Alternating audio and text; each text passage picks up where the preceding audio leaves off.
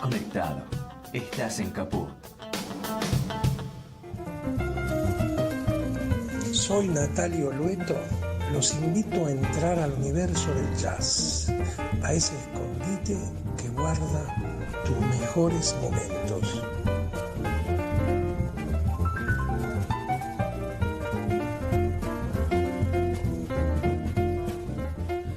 Queridos amigos y amigas aficionados del jazz, hoy nos encontramos en una noche muy, pero muy singular, porque estamos difundiendo la segunda parte de una nueva realización que me he propuesto hacer por sugerencia de algunos de ustedes.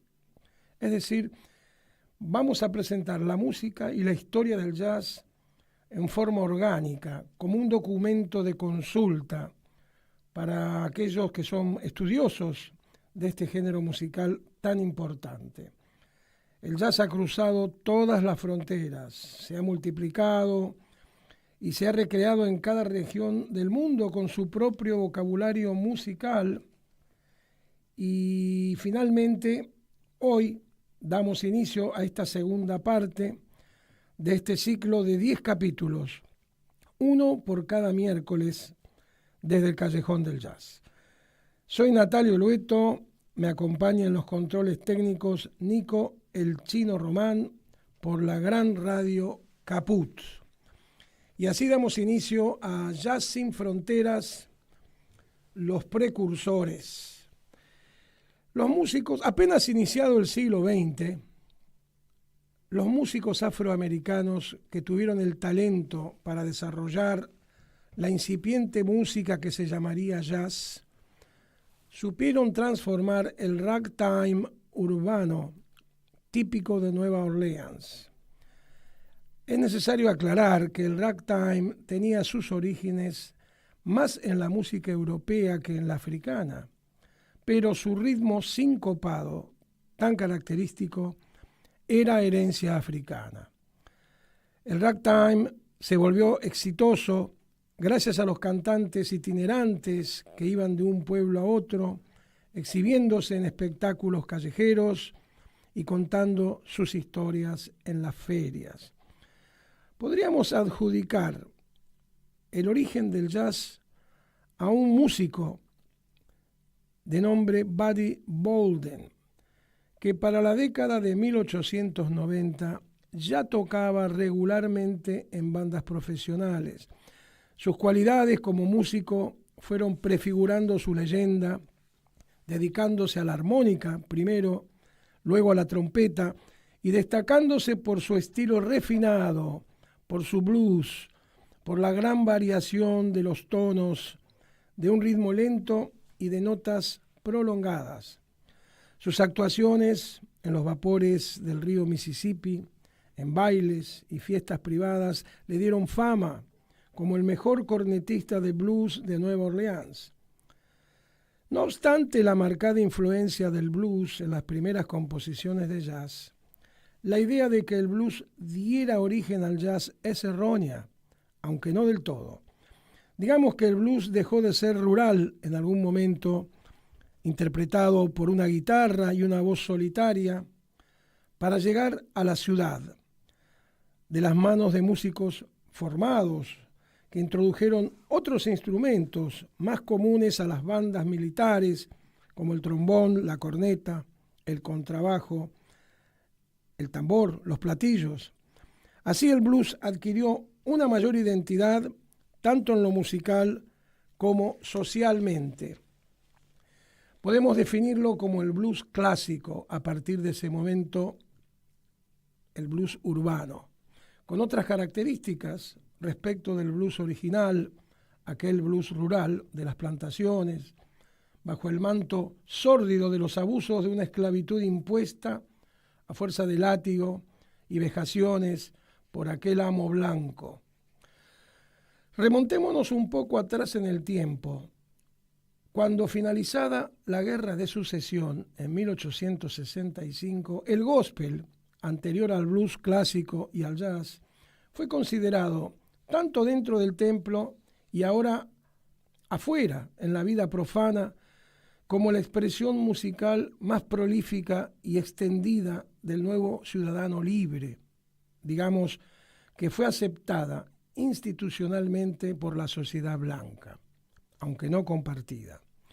Con la nueva ley Jim Crow, una ley que no hacía diferencias con los nuevos ciudadanos afroamericanos, considerándolos iguales a los blancos, era, no obstante, una ley segregacionista, es decir, esencialmente racista, separando a los afroamericanos de los lugares que frecuentaban los blancos.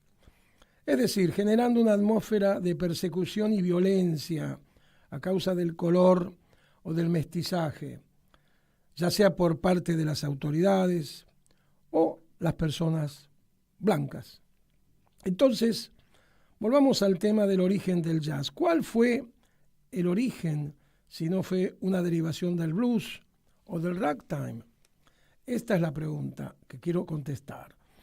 El blues adquiere, entrado el año de 1900, después de un largo proceso formativo, una verdadera presencia formal como género musical. A ello contribuyó, magnificando su influencia, la aparición de la radiodifusión. Pero también el jazz, a distancia de muy pocos años, logra definirse como un género musical, también gracias a la radiodifusión.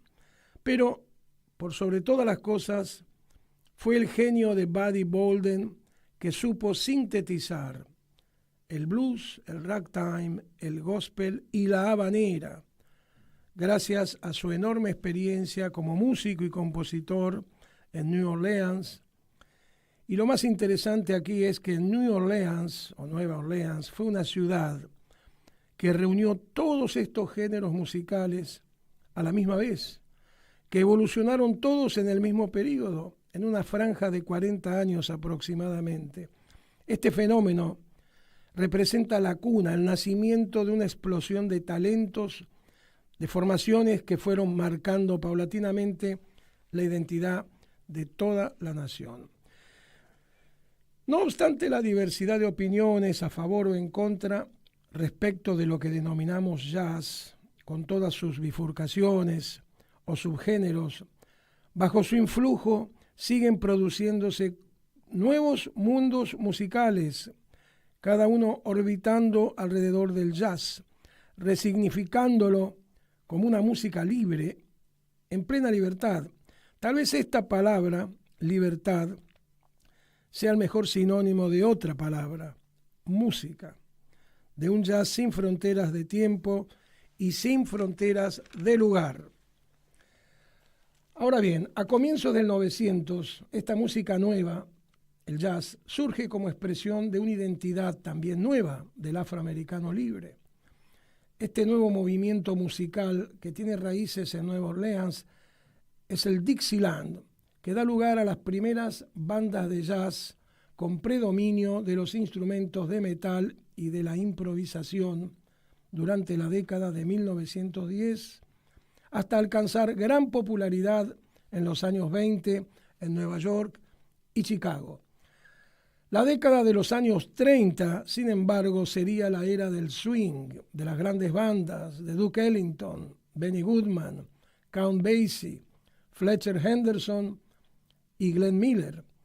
El swing jazz fue un estilo eminentemente de grandes orquestas, influido por la música europea. Sin embargo, conserva la tradición del hot en la forma de improvisar y el carácter continuo del ritmo.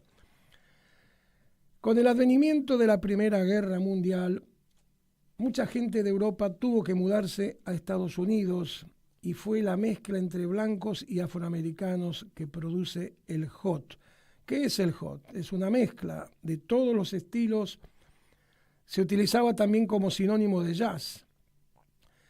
Bien, este periodo de las big bands y el swing jazz está enmarcado por una música fuertemente destinado para grandes salones de baile, de un jazz bailable.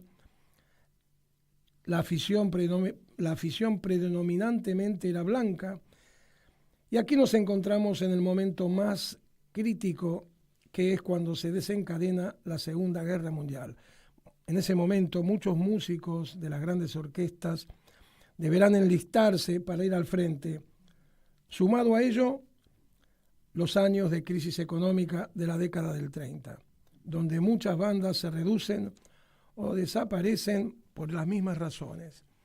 Así es como algunos músicos, entre los cuales se destacan el saxofonista alto Charlie Parker y el trompetista Dizzy Gillespie, integrantes ellos mismos de varias big bands, la de Cab Calloway y la de Earl Fata Hines, entre Gillespie y Parker nacerá una profunda amistad.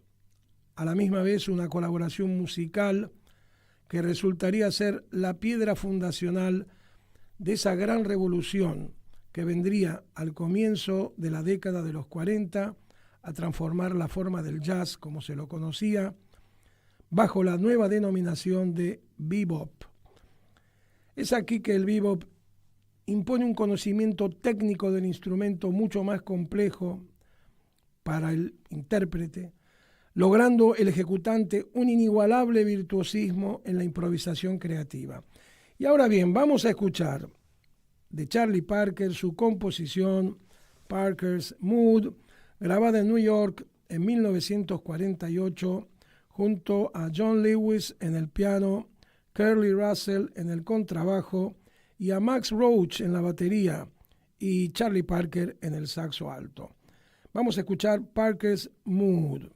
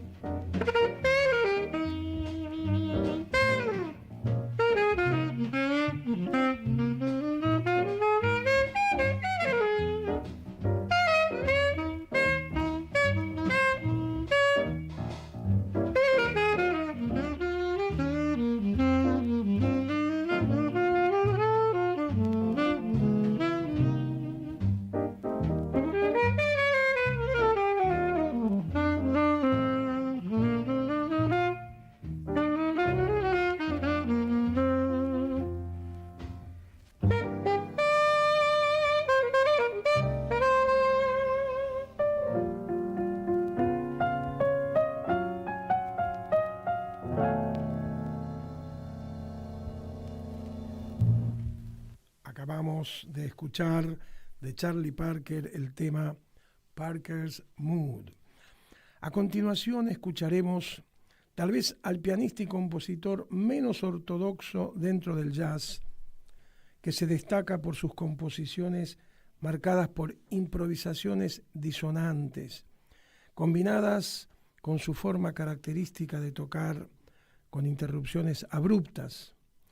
Ya hablaremos en el próximo capítulo sobre este genial y excéntrico compositor, fundador del bebop junto a Bud Powell, Charlie Parker y Dizzy Gillespie. Escuchemos Don't Blame Me por Thelonious Monk.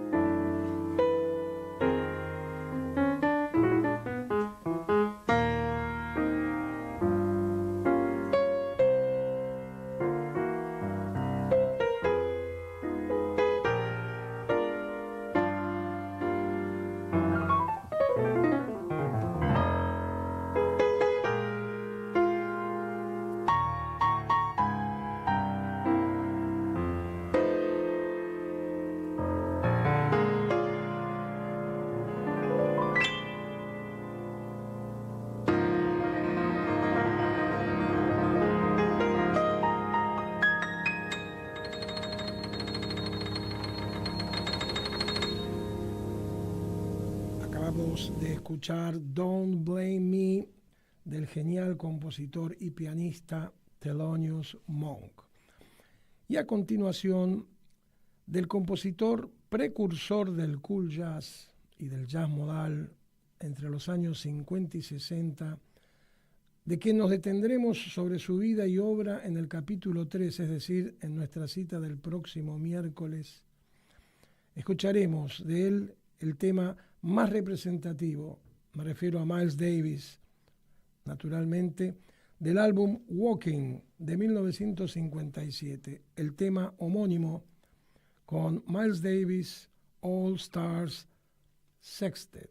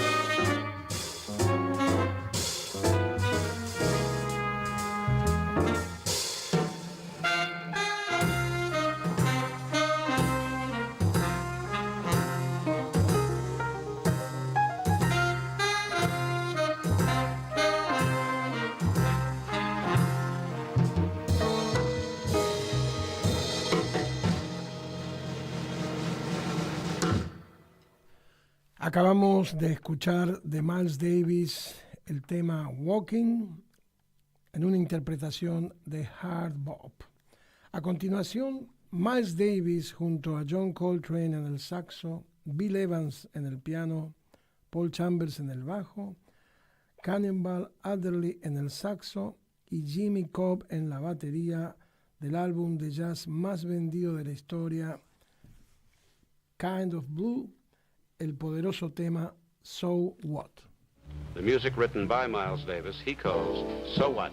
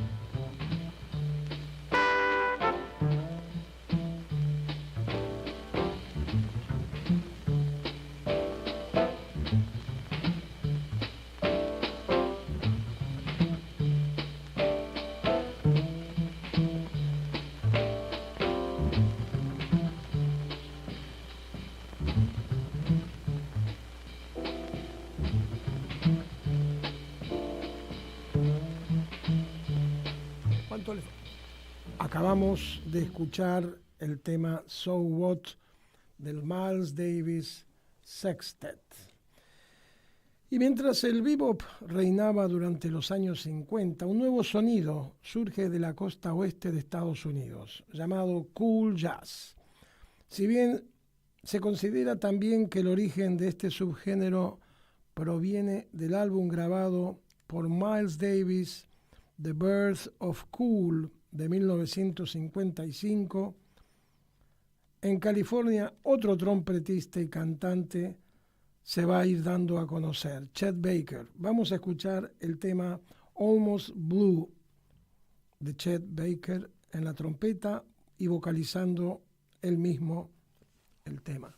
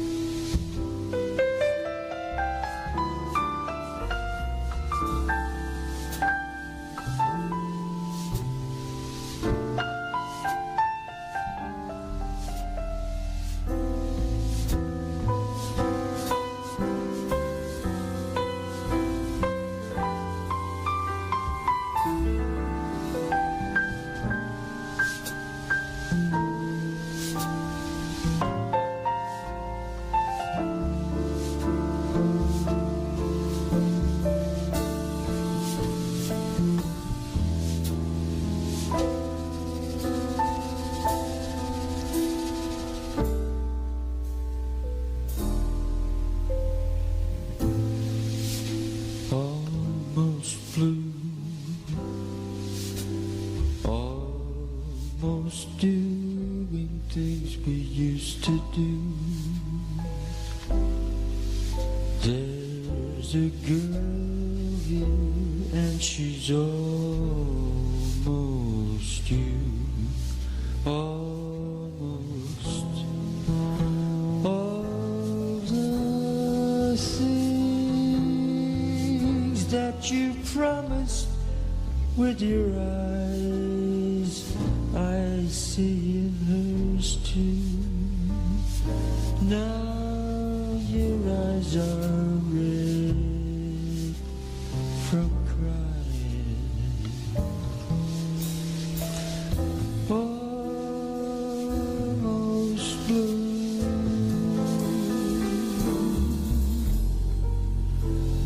Flirting with this disaster became me. It named me as a fool, only aimed to be almost blue. Almost touching it will almost do. There's a part of me that's always true. Always. All the things that you promised with your eyes, I see in hers too. Now your eyes are red from crying. Almost you, almost me, almost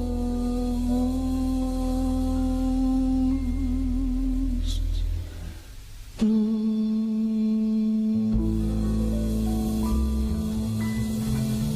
Acabamos de escuchar por Chet Baker el tema titulado Almost Blue.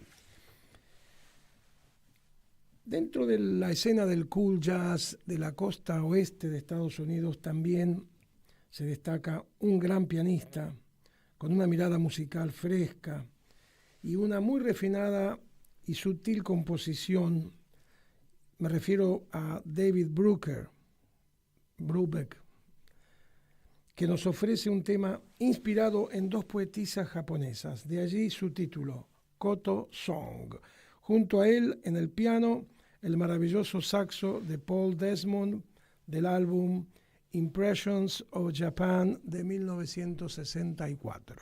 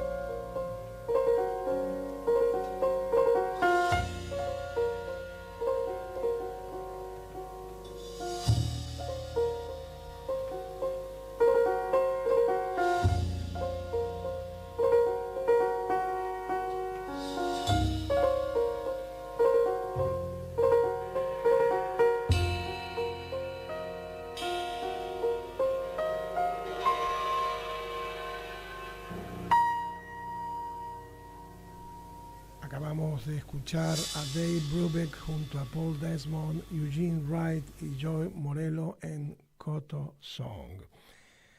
Espero que haya sido de su agrado y suficientemente motivador este segundo capítulo del ciclo Jazz sin Fronteras, los precursores. Si ha sido tal cual lo pienso, entonces deseo invitarlos nuevamente a que sigan en este viaje junto a mí, a través de la maravillosa historia musical del jazz, desde sus orígenes, pasando por cada una de sus mutaciones hasta la actualidad, es decir, hasta el día de hoy, incluyendo la Argentina, por supuesto. Y antes de despedirnos, me gustaría comentarles otra cosa sobre la propuesta de teatro de una obra testimonial argentina titulada Ser Alguien, una obra ganadora de varias menciones especiales que se está presentando en el Teatro Fray Mocho, Araos 1047, todos los sábados a las 21 horas durante el mes de julio. Del autor Felipe Fopiano, bajo la dirección de Oscar Naya. Y para comprar las entradas anticipadas online, pueden escribir el alias, todo junto, Ser Alguien Fray Mocho, todo juntito. Se abona 6.000 pesos para la entrada general, por 2 entradas el valor es de 10.000 pesos y para personas jubiladas es de 4.000 pesos, o comprando por la boletería llegando 15 minutos antes. Hemos llegado a la conclusión de este segundo capítulo de Jazz Sin Fronteras por Radio Caput. Les deseo una feliz semana y hasta el próximo miércoles, hasta el próximo capítulo.